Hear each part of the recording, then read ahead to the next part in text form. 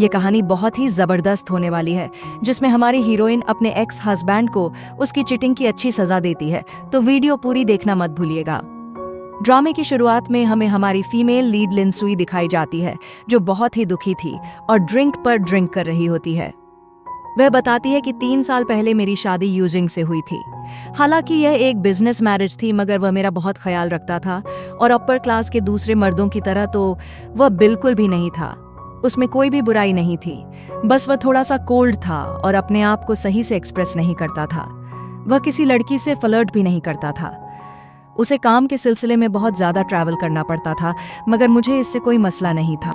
लेकिन 1.5 महीने पहले वह अपना फ़ोन घर ही भूल गया था और जब मैं उसे देने गई तो मुझे पता चला इतने वक्त से वह बिजनेस ट्रिप का कह के एक लड़की के साथ डेट कर रहा था।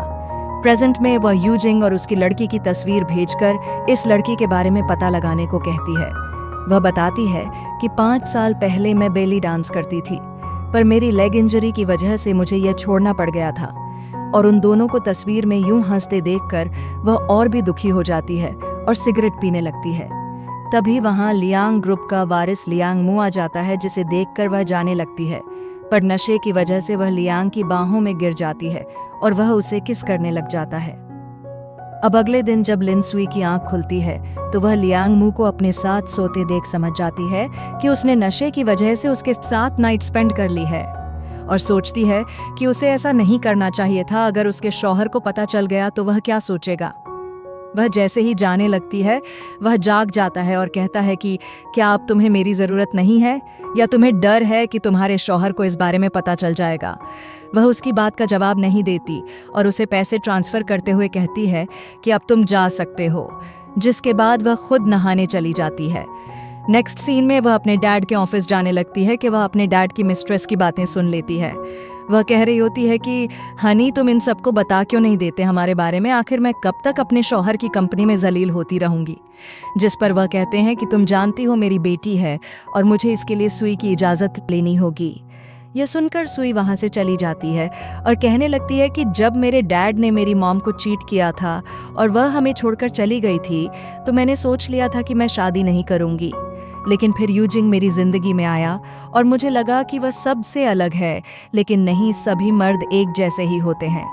अब रात को यूजिंग अपनी ट्रिप से वापस आ जाता है और हर बार की तरह वह सुई के लिए गिफ्ट भी लाया था।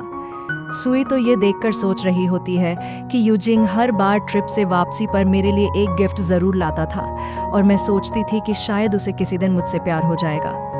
हम भी एक हैप्पी कपल की तरह रहेंगे। लेकिन अब समझ आया वह यह सब इसीलिए करता था ताकि मुझे कभी भी शक ना हो कि वह मुझे चीट कर रहा है।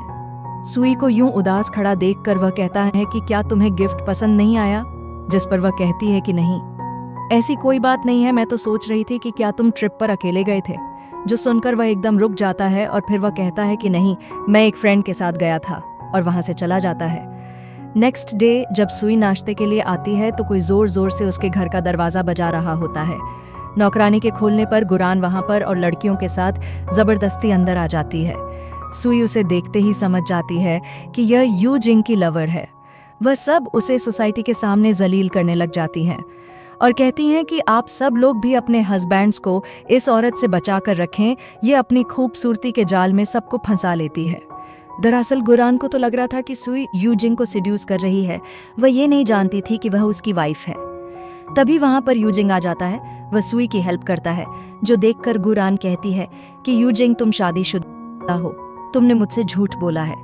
वह उसे चुप करवाते हुए सुई से कहता है कि चलो हॉस्पिटल चलते हैं और गुटरान बाद में तुमसे माफ़ी मांग लेगी।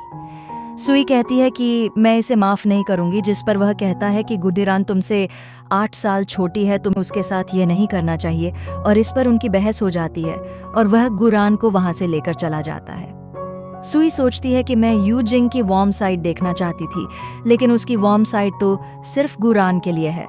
तभी वह पुलिस को कॉल कर देती है। नेक्स्ट सीन में वह न्यूज़ सुनती है कि गुरान को उसे मारने की वजह से अरेस्ट कर लिया गया है। मेड उसकी पत्ती करते हुए कह रही होती है कि आप फिक्र नहीं करें सर, जल्द ही वापस आ जाएंगे, वह ज़रूर किसी काम में मसरूफ़ होंगे। जिस पर वह कहती है कि हाँ, वह अपनी लवर की केयर करने में मसरूफ़ होगा।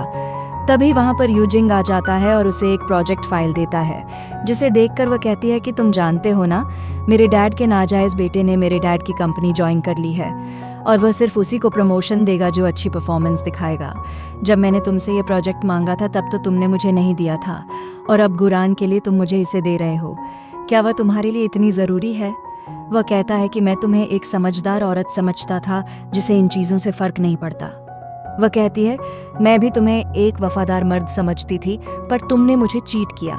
जिस पर वह कहता है कि हम एलीट क्लास के लोग ऐसे ही होते हैं। अगर तुम्हें अच्छा नहीं लग रहा तो तुम भी अपने लिए कोई ढूंढ लो, मुझे फर्क नहीं पड़ता। और ये कह के वह वहां से चला जाता है।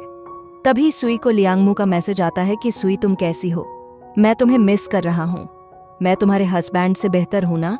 जो देखकर सुई डिसाइड कर लेती है कि वह यूजिंग को रिग्रेट करवा के रहेगी और अपना बदला पूरा करेगी। नेक्स्ट सीन में वह अपने ऑफिस में होती है और फोन पर किसी को कह रही होती है कि जैसे तुमने कहा था, मैंने यूजिंग से उसकी मेडिकल प्रोजेक्ट फाइल ले ली है, अब तुम मुझे सीईओ बनाओ। नेक्स्ट सीन में सुई अपनी पुरानी यूनिवर्सिटी आई हुई होती है। उसकी टीचर उसे यूनिवर्सिटी देखते हुए कह रही होती है कि याद है तुम यहीं पर डांस किया करती थी, अफसोस है कि अब तुम डांस नहीं कर सकती। अगर तुम्हारी लेग इंजरी नहीं हुई होती तो तुम वाकई बहुत अच्छी डांसर होती। सुई कहती है, वैसे यूनिवर्सिटी तो बहुत ही अपग्रेड हो गई है। जिस पर उसकी टीचर बताती हैं कि हाँ, 3 साल पहले जब तुम्हारी शादी हुई थी तब से ही तुम्हारा शौहर इसकी फंडिंग कर रहा है। तभी वह अपनी डांस करते हुए एक फोटो देखती है। टीचर बताती हैं कि यह भी तुम्हारे हस्बैंड ने खुद ही बनवाई थी। उसे ये तस्वीर बहुत ही पसंद है और वह तो कहता है कि उसने ये सब रेनोवेशन तुम्हारे लिए करवाई है। ये सुनकर तो वह बहुत हैरान होती है। नेक्स्ट सीन में सुई और यूजिंग एक पार्टी में आते हैं जो कि सुई ने ही अरेंज की होती है। सब लोग इतने खूबसूरत को देखकर उनकी तारीफ किए रुक ही नहीं रहे होते। पार्टी शुरू होते ही सुई और यूजिंग ड्रिंक करने लगते हैं। कुछ ही देर में सुई तो ड्रिंक की वजह से अपना बैलेंस खोने लगती है। तभी एक लड़का उसे कहता है कि सुई, तुम मेरे साथ भी चीयर्स करो, लेकिन वह कहती है कि वह और ड्रिंक नहीं कर सकती। जिस पर वह कहता है कि यह तो सही नहीं है, तुमने सबके साथ चीयर्स किया पर मेरे साथ नहीं। तभी यूजिंग कहता है कि सुई के बदले की ड्रिंक मैं पी लेता हूँ, वह इतनी ड्रिंक नहीं पी सकती। जो देखकर सुई तो हैरान होती है। बाकी सब भी कहने लगते हैं कि यूजिंग सुई का कितना ख्याल रखता है। और यह एपिसोड यहीं पर खत्म हो जाती है। ये जानने के लिए अगली एपिसोड जरूर देखें कि यूजिंग सुई को प्यार करने के बावजूद ऐसे क्यों प्रिटेंड करता है कि वह सुई की केयर नहीं करता।